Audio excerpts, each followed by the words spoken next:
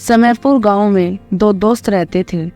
उनकी दोस्ती आसपास सभी गांवों में जानी जाती थी। लोग कहते थे श्याम और सोहन की दोस्ती काफी गहरी है। उनकी दोस्ती की लोग मिसाल देते थे। लोग कहते थे कि उनकी दोस्ती किसी भाइयों से कम नहीं है। श्याम एक गरीब परिवार से था और वहीं सोहन एक सेठ जमींदार का लड़का था।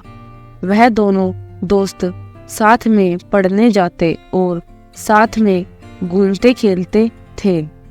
लेकिन सोहन के पिता को यह बात अच्छी नहीं लगती थी।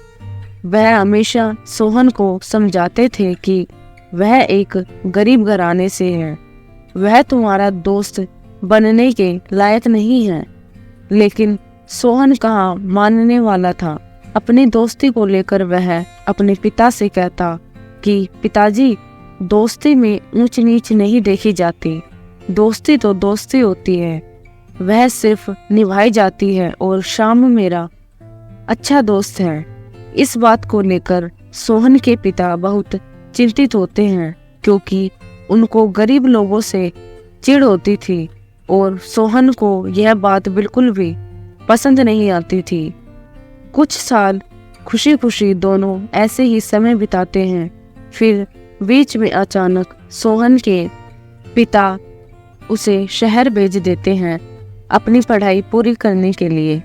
सोहन शहर चला जाता है और बेचारा श्याम गरीब लाचार अपने घर ही रह जाता है, क्योंकि वह गरीबी के कारण बाहर पढ़ाई करने के लिए नहीं जा सकता था।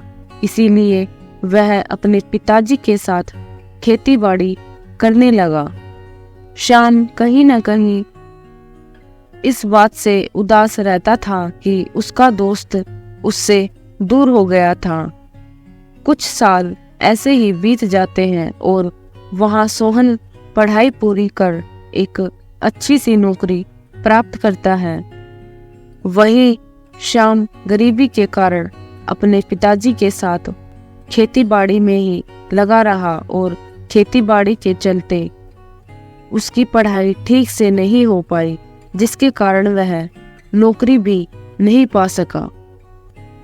सड़क के किनारे श्याम अपने खेत में काम कर ही रहा था कि तभी वहां एक गाड़ी आकर रुकती है। एक बार श्याम आश्चर्यचकित हो जाता है कि यह गाड़ी से कौन आया है। तभी उस गाड़ी से सोहन नीचे उतरता है। सोहन कोट पैंट पहने हुए काफी शानदार लग रहा था। यह देख श्याम बहुत खुश होता है। फिर अपने मन में ही सोचता है कि कहाँ सोहन अमीर आदमी और कहाँ मैं गरीब, वह मुझसे क्यों ही बात करेगा। श्याम वहीं अपने खेत में खड़ा रहा। इतने में सोहन भागता हुआ आता है और श्याम के गले लग जाता है। सोहन के गले लगते ही श्याम की आंखों से आंसू आ जाते हैं। वह यह सोच रहा था कि इतने समय बाद सोहन के दूर होते हुए भी वह अपनी दोस्ती नहीं भूला। तभी सोहन बोलता है, मेरे दोस्त, तुम कैसे हो और आजकल क्या कर रहे हो? श्याम बोलता है, कुछ नहीं मित्र, बस पिताजी के साथ खेती बाड़ी संभाल रहा हूँ। इतने में सोहन बोलता है, क्यों, कोई काम धंधा नहीं मिला क्या? श्याम बोलता है, काम धंधे का समय ही नहीं मिलता। घर परिवार संभालना और खेत में पिताजी के साथ काम करना, बस यही है। सोहन बोलता है, चिंता मत करो दोस्त, तुम मेरे साथ चलो, मैं तुम्हारी नौकरी लगवा दूंगा। वहां मेरे कुछ पहचान के लोग हैं। श्याम बोलता है, नहीं मित्र, मैं ठीक हूँ। लेकिन सोहन कहाँ मानने वाला था। वह अपने दोस्त को साथ ले जाता है और उसकी नौकरी पक्की करवा देता है। इतना सब कुछ हो जाने के बाद श्याम सोहन को धन्यवाद कहता है। इतने में सोहन कहता है, मित्र, धन्यवाद बोलकर मुझे शर्मिंदा मत करो।